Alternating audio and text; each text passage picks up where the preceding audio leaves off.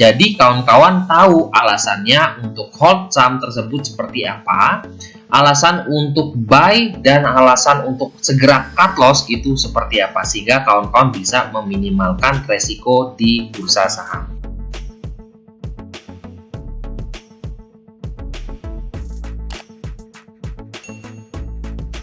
Hai guys, assalamualaikum. Bertemu lagi dengan saya Budi Oki dari Oke Saham.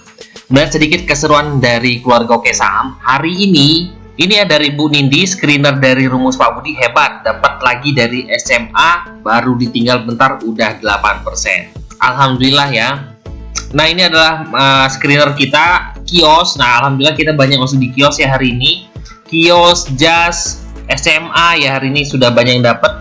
Dian, Lak, alhamdulillah kita dikasih rezeki semua ya dari beberapa saham-saham tersebut. Dan ini sedikit dari Pak Faris. Terima kasih Pak Budi atas bimbingannya. Alhamdulillah sudah mulai cuan konsisten.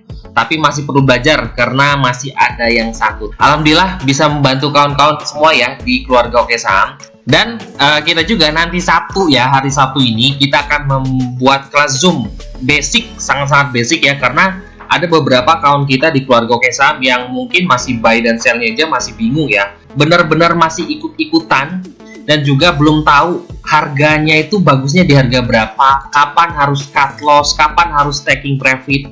Jadi masih ikut-ikutan bener. Nah, ini hari Sabtu ini kita akan membuat kelas Zoom khusus untuk pemula sekali ya di keluarga Oke Saham. Kalau kawan-kawan yang benar-benar masih pemula, yuk bergabung bersama kita biar kita kawan-kawan juga bisa belajar bersama kita dari dasar sekali ya, supaya nanti pelan-pelan naik sehingga kawan-kawan bisa menjadi trader saham yang mandiri. Yuk, hari ini saya akan memberikan sedikit beberapa review ya yang mungkin bisa menjadikan watchlist buat kawan-kawan untuk besok. Nah, pertama yang akan saya review adalah MCAS ya. Nah, ini MCAS ini masuk di salah satu screener saya dan saya perhatikan kayaknya sih menarik ya MCAS ini.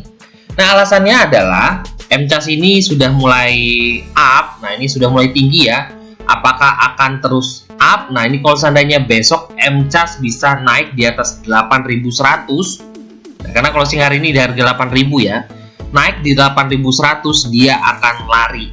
Nah ya harapannya sih akan lari ya, karena udah ATH ya di sini ya di 8.100. Nah ini akan ATH, jadi bisa kawan-kawan perhatikan. Nah di Oke MCAS, nah ini ya di bantuan di bot kita Oke MCAS dengan hari ini menunjukkan masih bagus ya MCAS ya. MCAS masih bagus. Nih kalau seandainya 8.100 bisa ditembus, ini kena resist terakhirnya ada 8.100. Lewat dari 8.100 moga-moga aja bisa ke 10.000 MCAS ya. Doanya sih ke 10.000 ya. Nah, kita melihat di sini memang sudah mulai overbought, tapi kita lihat kekuatan buy volumenya sampai dengan 86%. Wow, ini cukup bagus ya. Nah, kita ngelihat dari akumulasi dari BRO MCAS bahwa terlihat di sini juga terlihat bahwa resistennya memang ada di 8.100 ya. Memang tertingginya di 8.100 ya. Kalau lewat dari ini lari kencang, apalagi hari ini sih sudah breakout ya dari harga 7.800. 8.100 ini pendek sekali sih menurut saya, paling hanya 1-2 tick ya. Jadi bisa lah, semoga aja besok bisa lari dari 8.100. Akumulasinya bagus ya di sini. Nah ini cukup menarik akumulasinya. Jadi bisa kawan-kawan perhatikan MCAS, semoga aja bisa lari dari 8.000 ke 10.000. Amin ya robbal alamin. Nah, bagi kawan-kawan yang tertarik untuk masuk di MCAS, area buy yang saya sarankan adalah dari 7.800 sampai dengan 8.100. Ini ya areanya ya, di sini di harga tertinggi sini 7.800 sampai dengan 8.100 ya dari tertinggi hari ini. Targetnya sih karena ini sudah mau ATH, jadi 2-3% lah harapan saya ya. Lanjutannya ke 8.500 sampai 9.000 dulu. Stop lossnya kalau seandainya turun dari 7.800, atau kalau kawan-kawan mau tunggu selama masih berada di atas EMA 5 ya di harga 7.680 ya, menurut saya sih masih boleh sih buat kawan-kawan masuk di MCAS. Nah selanjutnya setelah MCAS saya akan mereview saham dari MPPA. Nah ini ya. Nah MPPA ini hari ini dia closing di harga 1070. dengan MA5-nya ada di 1073. Tipis sekali ya di bawah MA5, tapi menurut saya sih oke. Nah, kita melihat volumenya. Ini volumenya beberapa hari, sudah 4 hari ini mengecil. Nah, harapannya pas besok adalah up untuk MPPA. Nah, kalau seandainya MPPA bisa naik di atas MA5, bahkan bisa breakout di atas MA20. Nih, MA20-nya di 1120-an. Ini targetnya dia akan bisa ATH lagi ya di harga 1200-an. Tapi kalau seandainya seandainya ya MPPA bisa jebol di bawah 1000, kalau turun ya di bawah 1000, harapan saya sih, menurut saya kawan-kawan bisa keluar di MPPA. Kenapa? Ini sih pengalaman saya, biasanya kalau seandainya saham ini kan kalau harganya sudah sideways di bawah, itu ketika dia breakout dia akan naik tinggi. Tapi kalau seandainya dia sideways, dia area atas, kalau seandainya dia jebol turun ke bawah, itu akan turun. Nah, jadi bisa kita perhatikan kira-kira MPPA ini mau up atau turun. Tapi kalau untuk sekarang areanya menurut saya ini adalah area akum dari MPPA.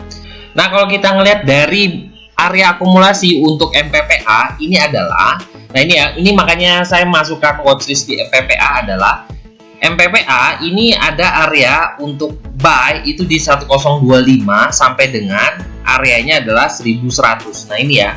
Ketika 1100 ini ditembus, nah iya, kalau seandainya 1100 ditembus, areanya yang akan dituju adalah 1275. Nah, ini ya, ini karena area yang di sini dari 1025 sampai dengan 1100 ini tidak terlalu lebar sih menurut saya. Dan juga terlihat bandar detektornya menunjukkan ada akumulasi di sini. Makanya saya menjadikan watchlist untuk MPPA dan juga mereview saham MPPA. Siapa tahu kawan-kawan tertarik juga ya untuk masuk di MPPA atau punya harga di atas atau harga di bawah ya. Jadi kalau seandainya punya harga di bawah, semoga aja MPPA bisa up di atas 1100. Kalau seandainya bisa lari di atas 1100, targetnya ke 1275. Nah, bagi kawan-kawan yang tertarik untuk masuk di MPPA, ini area buy-nya dari 1025 sampai dengan 1060. Targetnya adalah ke 1100 ya, yang tadi saya kasih tahu. Kalau seandainya 1100 jebol, target lanjutannya adalah 1275. Stop loss-nya kalau seandainya closing di bawah 1025. Kalau di bawah 125 ya agak ngeri-ngeri sedap sih menurut saya. Jadi kalau kita batasi resiko kita, kalau seandainya turun di bawah 1025, ya lebih baik kita keluar ya. Jadi kawan-kawan tahu alasannya untuk hold saham tersebut seperti apa, alasan untuk buy dan alasan untuk segera cut loss itu seperti apa, sehingga kawan-kawan bisa meminimalkan resiko di bursa saham. Nah, selanjutnya saya akan memberikan review satu lagi, yaitu adalah BKSL. Dan ini BKSL ini sering sekali ya jadi review saya. Dari pertama review dari harga 52 ke 53 lari sampai harga 70-an. Dari harga 70-an saya review lagi lari ke harga 80-an. Dan kemarin sempat turun di bawah 65-an kita review dan sempat tertinggi di harga 71. Dan hari ini saya akan mereview kembali BKSL. Nah, alasannya saya mereview BKSL adalah volumenya setelah berminggu-minggu tidak tidur ya volumenya. Ini kalau saya kasih tahu bahasanya yang sering saya sebutkan, ini volumenya tidur karena volumenya tidak ada terjadi ledakan volume. Nah, tidak pernah melewati dari garis hitam ini ya. Dan hari ini volumenya luar biasa meledak ya. Dan harganya sudah di atas MA5. Dan di bantuan bot kita, kekuatan buy-nya ya masih 50-50 ya, 50% buy dan sell-nya. Tapi ngelihat di sini sudah mulai ada kenaikan untuk stochasticnya, sudah mulai up, sudah mulai bullish ya. Ditambah juga 3 indikator bagus dari volume, momentum dan trennya juga sudah mulai oke. Dan BKSL juga sudah berada di atas garis kuning. Nih garis kuning kita di harga 63,7 ya. BRO BKSL terlihat bahwa di sini sudah mulai ada akumulasi ya. Nah, ini terlihat di bandar detektornya menunjukkan akumulasi. Walaupun hari ini closing tidak sampai lebih dari garis Tosca ini ya di harga 66, tapi ya menurut saya masih ada kekuatan oke ya untuk BKSL. Semoga aja besok bisa up di atas Nah, bagi kawan-kawan yang belum punya BKSL, ini adalah area yang saya rekomendasikan adalah buy jika BKSL breakout di atas 66. Nah, ini jadi tunggu aja dulu, kalau seandainya dia breakout 66 bisa buy. Targetnya ke 71, lanjutannya ke 80 ya, ke atas ini ya, 80-an. Nah, tapi bagi kawan-kawan yang sudah punya harga atas, nah, saran saya adalah area akumnya dari harga 63 sampai dengan 65. Ini malah kita sebaiknya malah buy di bawah 65, itu sebagai untuk averaging, karena dia kemungkinan akan sideways di kisaran harga segitu dari 60 sampai 65. Cari aja harga terendah di situ. Targetnya ya kawan-kawan bisa cuan ya dari BKSL.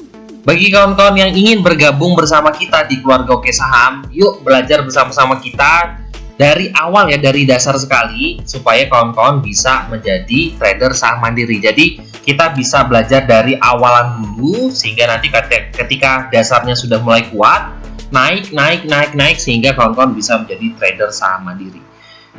Yuk bisa hubungi admin di 0896 123 31428. Jadilah trader saham mandiri bermula dari sini. Dan ini sangat cocok untuk pemula. Saya tunggu pendaftarannya ya buat kawan-kawan semua. Terima kasih telah menonton video ini. Wassalamualaikum warahmatullahi wabarakatuh.